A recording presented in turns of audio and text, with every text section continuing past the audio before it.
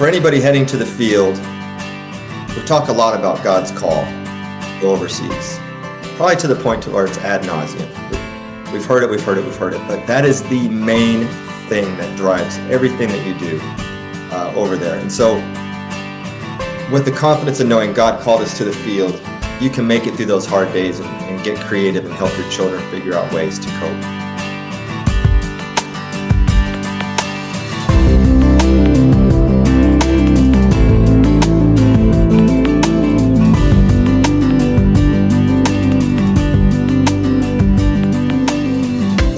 Welcome to the Glass House. We have a new kind of episode today, Lindley. We've not done one of these. I'm really excited about this one. Why? This one was actually my idea. I'm going to take the credit for it. Really? Yes, because somebody was talking to us about the Glass House in international mission, on the international mission field. I was like, that would be a great episode. Actually, maybe it wasn't my idea then.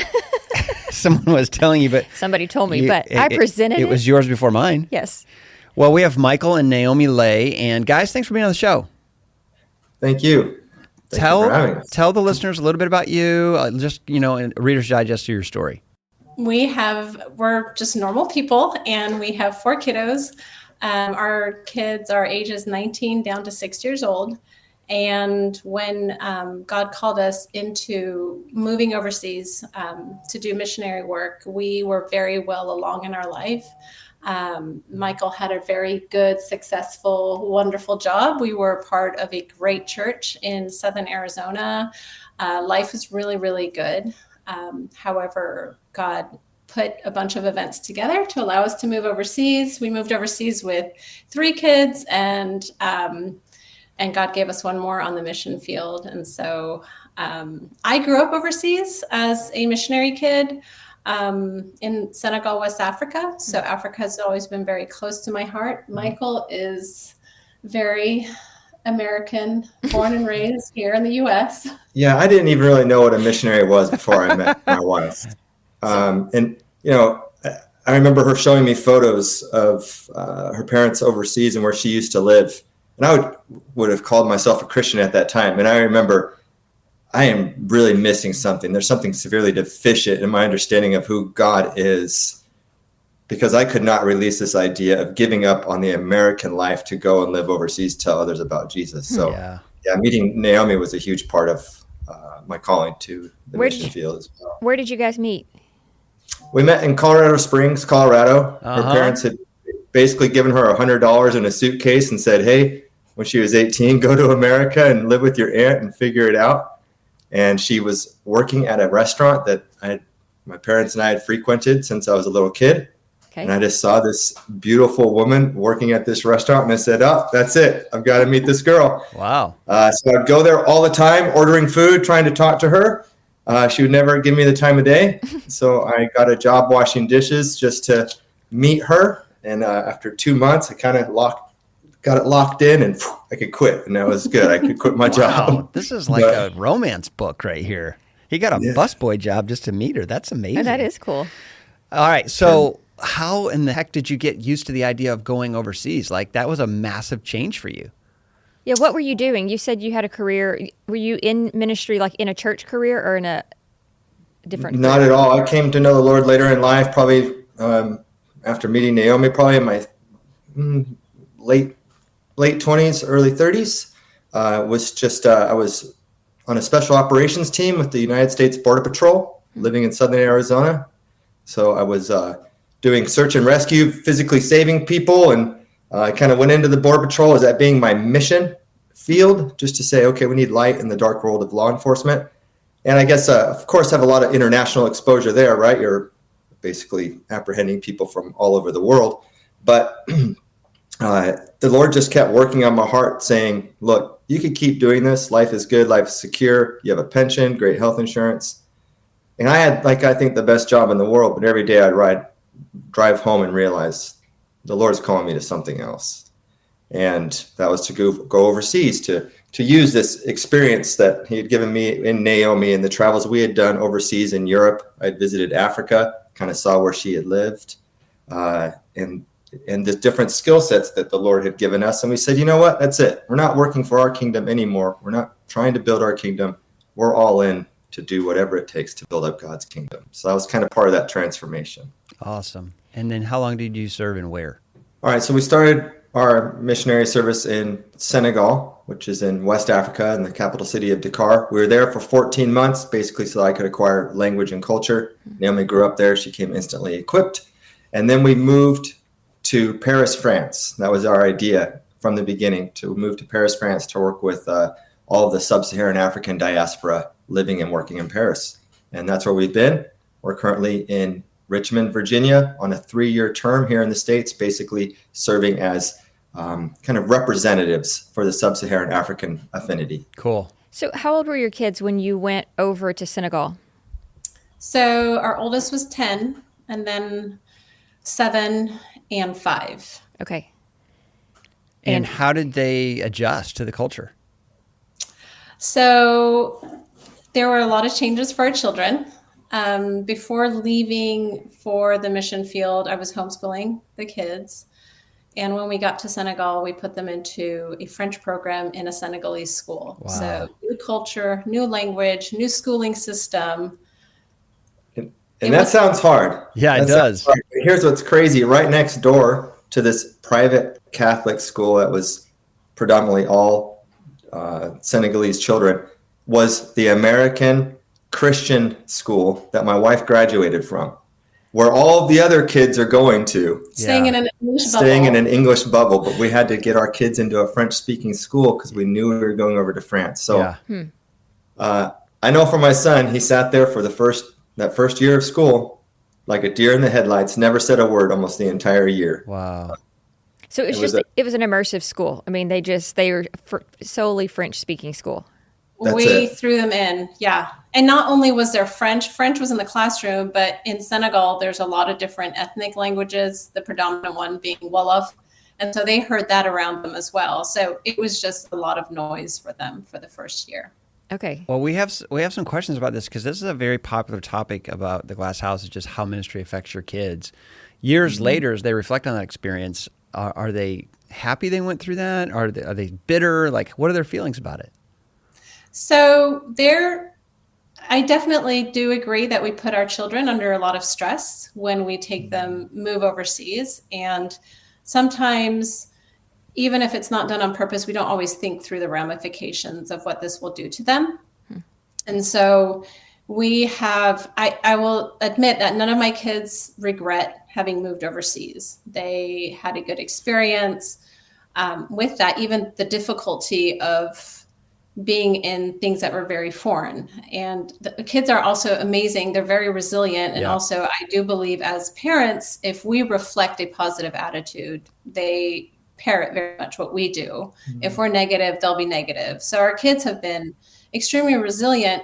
However, with all that said, I do know our multiple transitions, because we did Senegal 14 months later, then we did France. That's 2 big moves from the US to Senegal to France. Yeah. And not even realizing the stress that it put on our children. Best would be to have them sitting here and asking them the question. Yeah, that'll be our next one. So what is the stress? Like, what was the main one, if you could tell the listener who may be considering a move overseas, like what to prepare for? I think it was just such a foreign environment. They went from this homeschooled environment where they're really sheltered, thrown into this public school to where everything's kind of just ghetto and broken. I think my kid would touch his desktop and it'd fall on the floor, and there were no doors on any of the bathroom stalls and no toilet paper, just chaos in their minds. It is kind of chaotic. And we think, well, they're just fine with it. But I think it was our oldest daughter who went to school. I don't think there was a morning that she went off to school without crying. You can't communicate to people. You don't know what the teachers are saying. Your kids in the class, you don't know what they're telling you. The teacher's yelling at you. You don't know what she's saying. You feel inadequate enough when you move overseas. And I can't imagine how just inadequate and out of control they felt. Well, the language barrier and cultural barrier is a huge addition, but I do think pastors' kids deal with this when, dad gets called to a new church and they go to a brand new city and they're in a new school and they didn't choose this. and getting to know all new kids. Like, it can be a lot. And I think pastors and their wives especially grieve of, what have we done? We answered God's call, but our kids are crying on their way to school. We had a little tiny piece of that when we moved to Denver to start a church with Naomi. Our daughter was the oldest. She was 9. We lived right next to the school. So during recess, we would come out and secretly spy on her to see if she was playing with anybody. And the first couple of weeks, she would go to the swing set and swing all by herself. Yeah. And it was just heartbreaking for us because we were watching her suffer and it was our doing. Did you guys go through a lot of emotional distress yourselves, knowing you'd brought that on your kids? I think so, especially as I consider myself kind of the provider and the protector in the family.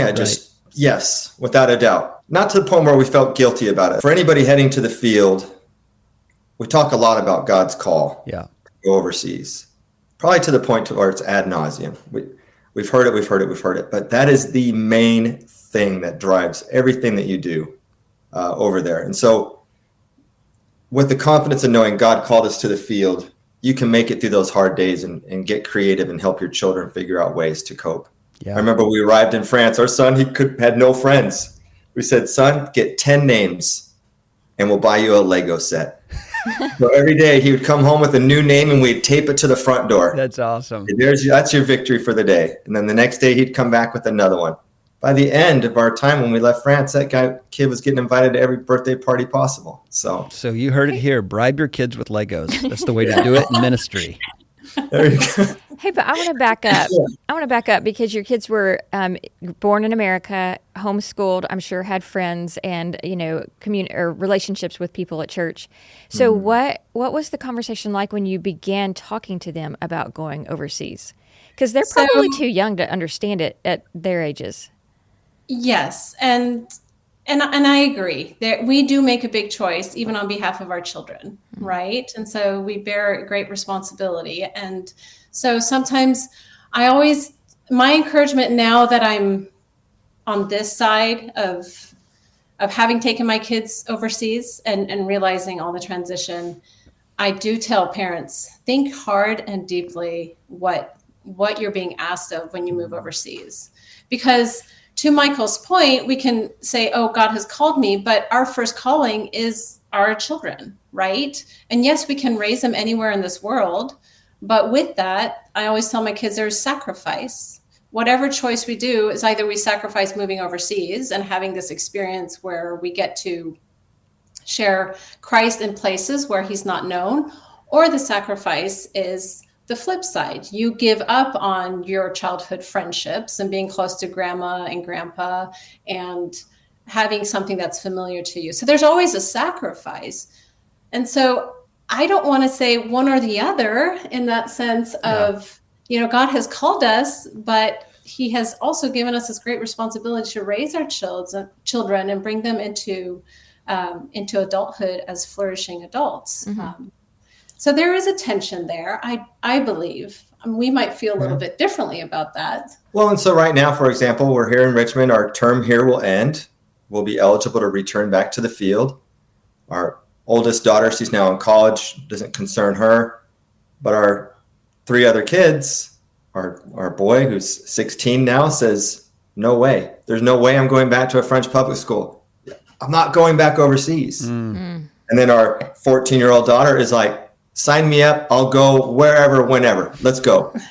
And then we have our one that was born in France. And she's like, well, of course we have to go back to France. Right. Yeah. I was born there. I need to learn French. Yeah. So, but we're listening to all of them very carefully because because of all the transition that we had, guys, that's not common. Doing diaspora missions is hard because you land in one place, learn a language to go minister in another. Yeah. And our oldest daughter, she's 19 now, but she definitely had some mental health problems that I think arose because of the transition we went through. So we definitely are praying a lot and having a lot of conversations with our children as we look to going back to the field. We talked about this when we picked up and moved west to start a church plant, leaving our familiar surroundings. We didn't have language barrier and all that, but we talked about the risk of staying in comfort zone. There's two different ways to really screw your kids up. One is There's actually lots of ways. Well, I can think of two main ways. One is just keep them in their comfort zone their whole lives, so that when they get out in the real world, they'll be terrified of all of the hard things that they have to go through.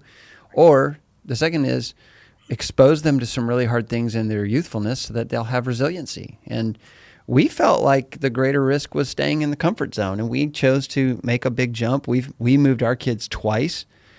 Now, years later, four of them look back and they would be thankful for the move. I think the commonality here is just the as a protector of our kids, it's hard to know, should we move them or keep them? It's a really hard question. Well, we had some other questions we spun up here. We wanted to ask you guys about what it's like to be missionaries, and we wanted to just kind of run through those. Can we? Sure.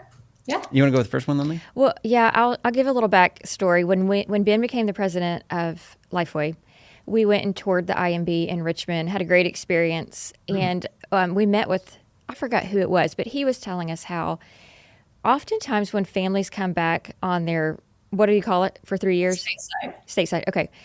The misconception from us is that you guys are all excited to be back. Like, oh man, you're back in America and you get to have, 50 choices of cereal and all the things that you can imagine. And he said that's actually not true. It's very hard on the families to come back sometimes. It's overwhelming. They've gotten used to a different culture after so many years. So, talk to us about that when you guys came back here. And maybe if that was your first stateside, I don't know how many stateside things you've had. Like, what are the misconceptions? Yeah, we took our first stateside in 2018. We did a 2-month stateside. Okay. We could not do a longer one. We had to get our kids back into the French school system. And that 2 months, to me, was plenty. I wanted to get back to France. Yeah, and you've developed a rhythm of life overseas, and you're involved in your local church there. You're involved with your work, and take anybody and make them pause what they've been doing for so many years. It's not easy. Yeah. And you start missing the way of life that it's done over there. Some things are just more simple when you move overseas. You would think from our perspective here in the U.S. that it would be more complicated, and certain things are more complicated. There's also a lot of things that are simplified that you really start to enjoy. Things that are done differently there than here, and you really start to enjoy those things. Mm-hmm. And so when you're back in the U.S., and also the fact that not everybody understands you. You've changed, but life has gone on here in the U.S. as well. And so there's also that whole dynamic between, well, their life is going on. I have been changed because of my international experience and also with the work that I'm doing. So but they don't see that you have changed because you still look the same. So there's also that whole dynamic of the inside conversation you might be having with yourself, thinking that people are supposed to get you differently, but they don't necessarily do. Yeah. Can you explain an example of what's simpler over there? Time. Yeah, in Senegal, there was no time constraint. You could walk out onto the street at any moment and find people, and they would have the time to sit down and speak with you, to share a meal with you, to go run an errand with you or a walk with you. Convenience in terms of you can walk out the front door. You don't have to get into a car or anything else. I could just go and buy milk and just walk back to my house. It was very, very simple. Just connecting with people just seemed to be more simple. Because I think that's what it is. You don't want to come. America's great. You used to live in America. That was where our life once was, but it's where our life is no longer. It's in France at that moment. That is home. So you think of the thought of returning home, as we would say, like, well, no, I am home. I'm actually just going to the States on kind of it's just a deviation from my journey or for what I'm used to doing. And it's not that you miss America. And when you're in America, you don't really miss the convenience of the country in which we're living. You miss the people because life becomes about people. Yeah. I think that's the missionary life, it's about relationship and people. And so that's what for me, that's all I'm thinking about getting back to those people and carrying on those conversations and sharing my life with them as we share the word of God. And that's it. Can you explain the rationale behind 3 years? like Why is For a us stateside? currently? Yeah, why are you on a stateside assignment for 3 years? That seems like a long time. Oh, it's actually it's not a true like stateside assignment. It's not a scheduled period of rest and refreshment and reconnection. This is a role that's been designed. It's essentially called a missionary assigned globally, to where we come in the States and we kind of act as the representative for sub-Saharan Africa. So we're trying to help all of the field missionaries in sub-Saharan Africa get connected to U.S. churches to help build relationships. And then also we're going to many different speaking events, trying to help mobilize to share the need for more laborers and for the work in sub-Saharan Africa. I see. So you took one for the team. Well, and I'll tell you, the Lord really blessed us. Like I said, we had to leave France kind of in a like urgent status to get help for our daughter. And we were about to take a leave of absence. And then the affinity leader for sub-Saharan Africa called us and said, "Hey, this role opened up. Would you consider taking this?" So Lord's blessings on that. That's for good. sure. So, But our hearts are still very much leaned towards moving back overseas eventually. yes. Yeah, I understand. Yeah. What are some just common overall misperceptions or misconceptions that people have about missionaries? Like when you visit these churches, the questions they ask you probably reveal the gaps in understanding. So what are they? I think we all must live in huts, right? If we're missionaries, we all live in huts.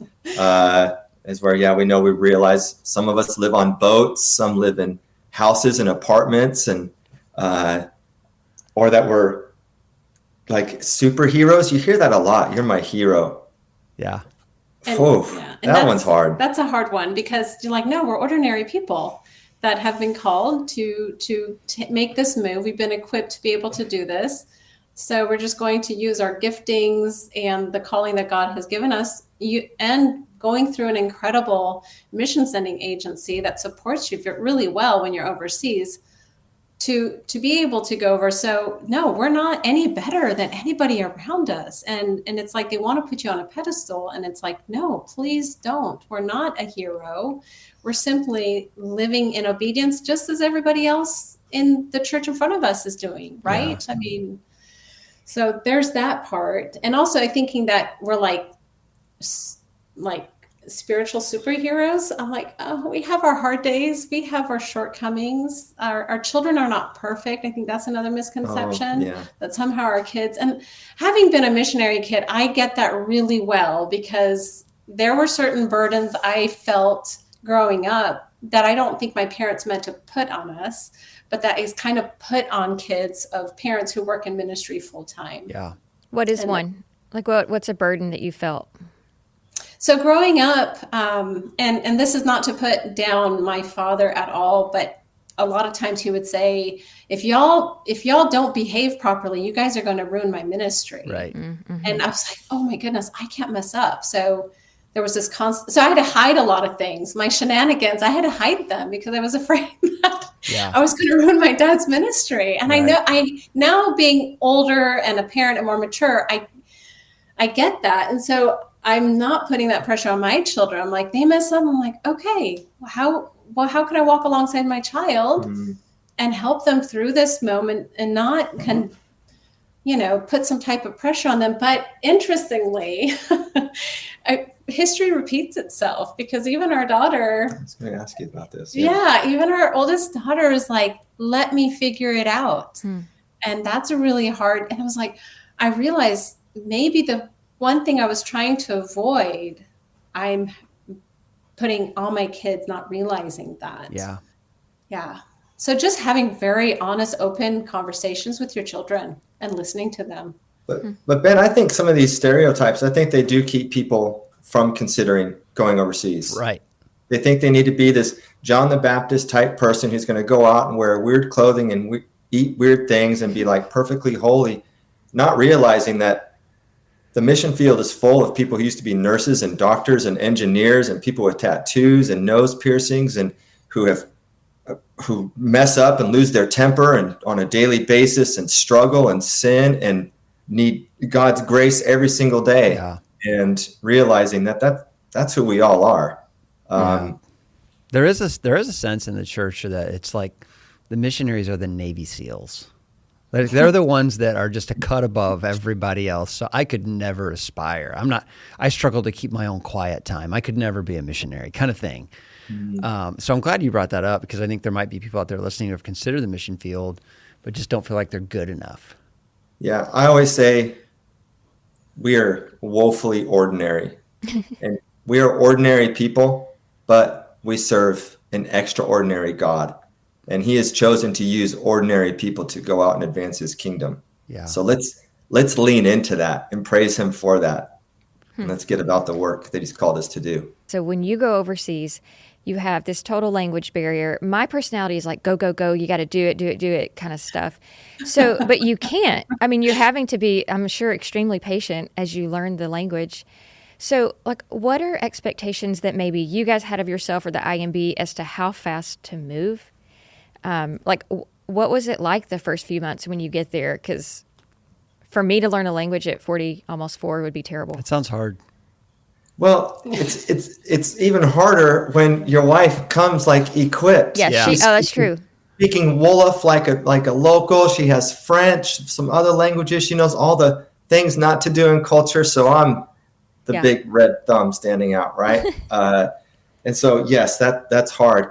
The expectation is that overall, we want units to get after it. So we want people to jump into culture as quickly as learning. We try to get into the field, once they hit the field, into language as quickly as possible.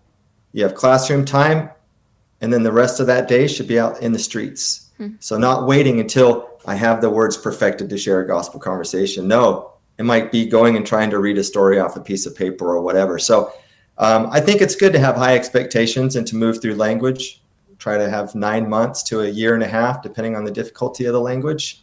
But yeah, there's definitely a high expectation to learn it for both people going out, because ultimately that's what we're there to do. We have to get into those conversations and speak. So, but I love language. So I'm not very good at it, but I love learning language. Yeah. It was a fun experience, but It was also difficult, though. But also very difficult too, because I get made fun of a lot by the locals. You're studying hard, and you say a phrase, and they just look at you. You don't even know this language. They tell you. Yeah, that hurts. But for sure. There's an old Stephen Curtis Chapman song called "There's More to This Life," and the lyrics go, "There's more to this life than living and dying, more than just trying to make it through the day." And you described that season where you're like, God's calling me to something more than I'm currently experiencing. Mm-hmm. For those out there who may be in a place where like, I feel like God's calling me to something else. I feel like my time in this season is almost through. Like, what were the markers that helped you kind of get there to take that big step of faith? One was this kind of that tension I spoke about earlier that just would not go away, no matter how I tried to reconcile it. Meaning, I have a great job, I'm taking care of my family, I'm doing a responsible thing. No, that tension was telling me otherwise. Yes, all true statements. However, I've got something else for you. Conversations with the pastor of our sending church, with the deacons and other Christians helped me tremendously. Several years earlier, before heading to the field, I also we had an idea to maybe start a ministry. We had the elders over at our church or just some trusted friends, and they basically looked at us and they said, this is not a good idea. We don't believe this is what God has for you. You're kind of lacking maturity in these areas, etc. And they probably saved us from making a humongous mistake. And so as we reconsidered this call to go overseas, conversations with trusted people who you give permission to speak into your life is key. So there were some open doors and some closed doors. Yes. Yeah, for sure. And I think we'd have to be vulnerable enough to poke on those and ask hard questions of people about ourselves and able to receive their responses. So as you train other people, as you're trying to mobilize people, what is a hard question you have to ask people? Like, what's one they don't like to hear? Really, it comes down to sometimes it's motivation. Like, what is your motivation for wanting to go over?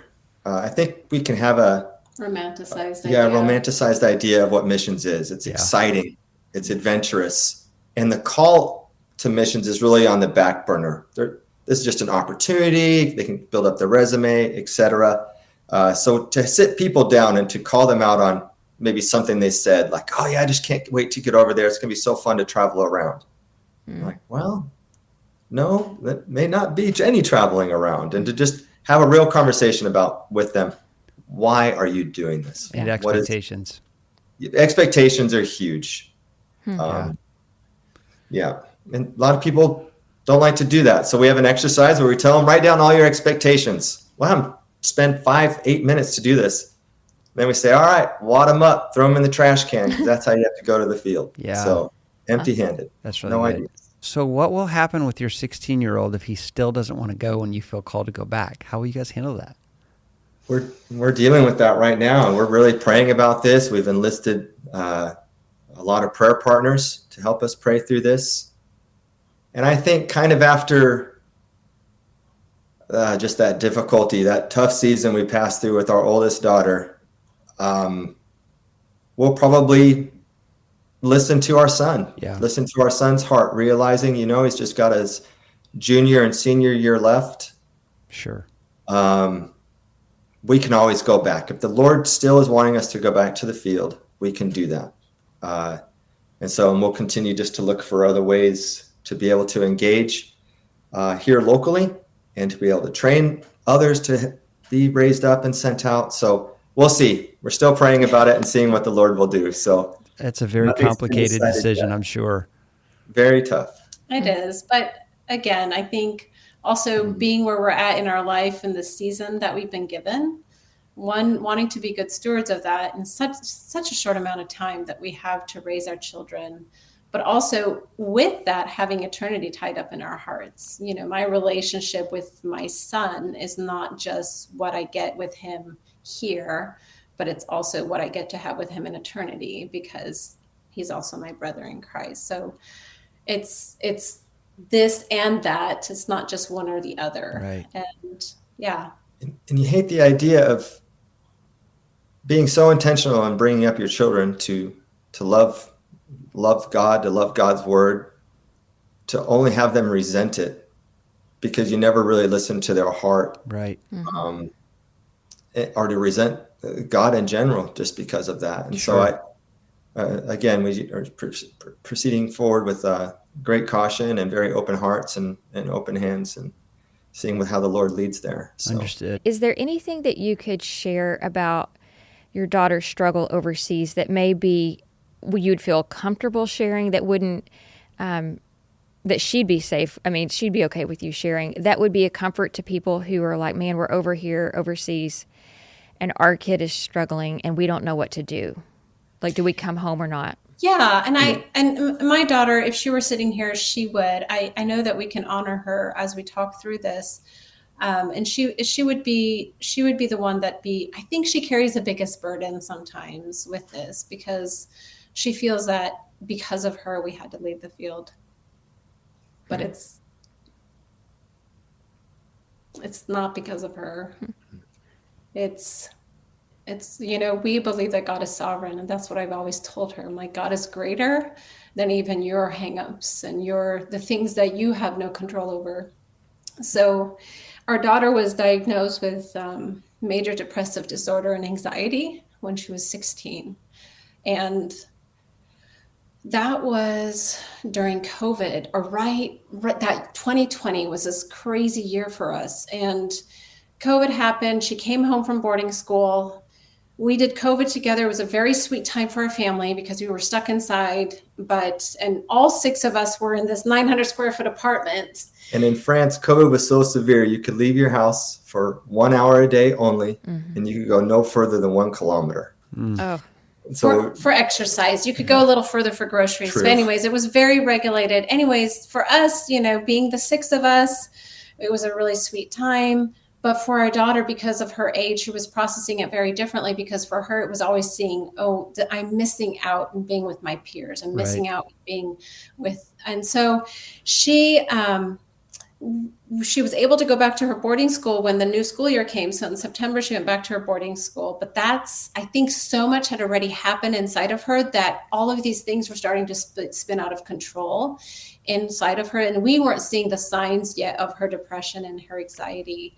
However, it all came unraveled when she was at the school, and we had to they saw signs and they were concerned and they didn't want to be held liable, which I understand. We had to be the ones that knew about this. And so when we went and picked her up from school and then noticed to what point she had become unraveled, we were like, okay, we don't know how to handle this in France. It wasn't so much that France is not equipped. It was just the language barrier. I mean, I speak French fluently, but it was more, how hard will it be to handle this? Because we were like deer in headlights, not knowing, this was the first time we'd experienced this and seen these signs. And so we're like, can we do this properly? And because we have such a wonderful organization, we were encouraged that if you guys feel that you're going to get the help you need, go ahead, book your tickets, head back to the US. And that's what we did, because for us at that point, it was a matter of life and death on behalf of our daughter. So we came back to the US very quickly and proceeded to find the help for her. Needless to say, so you wanted to speak into the transition. Yeah, I mean, it just, sometimes you think, well, what leads up to something like this? Well, again, we went from that homeschooling environment to Senegal, to a public school in Paris, France, to a child excelling academically, but never being accepted by her peers because she was always that American kid, no matter how well she spoke French, to where she was not thriving there. So we tried a Christian academy in Black Forest, Germany.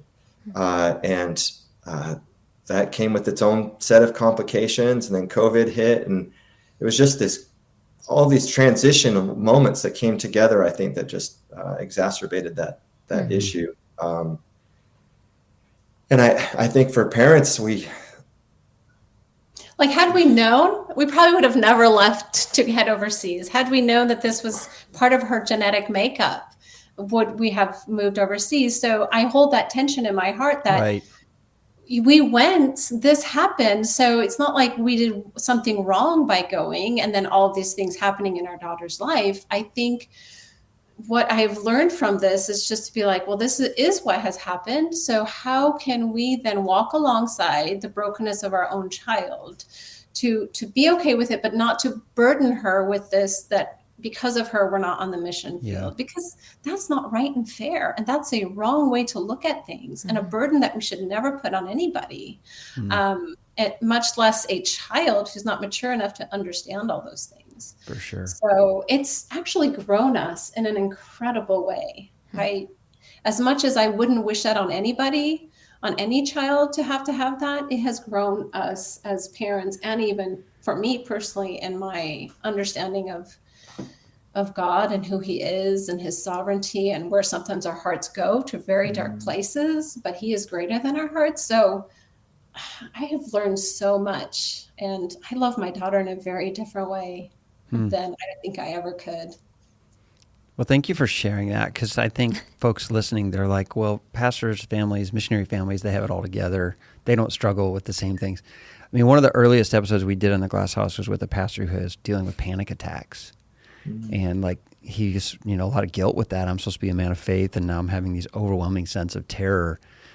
So I really am thankful that you guys are so vulnerable as to share that, we're a normal family that go through the normal things of life, because it's hard. Well, I appreciated at the beginning how you teared up. Like, I'm tearing up because I do think, like, in this superhero or putting pastors and families on a pedestal, like, it's just hard. Like, we feel the same way, and things are heartbreaking, and there's nothing like, you didn't over spiritualize it. Like, you were tearing up because you're sad, and that's a healthy emotion. It's just to be sad about it. We don't have to wash it away and say, but God's in control. We know that, but it's still sad. And so I just appreciated you actually having the emotion there behind it, which the viewers can't see, but I could see it. And, the mama heart of, I have 4 kids, was tearing up alongside you. Well, one of the questions we have for you is, what's the hardest part about being a missionary? And I guess you've already answered that. It's probably trying to manage all the family dynamics and challenges. Would you say that, or is there another answer? Oh, I mean, there's fun things that are challenging.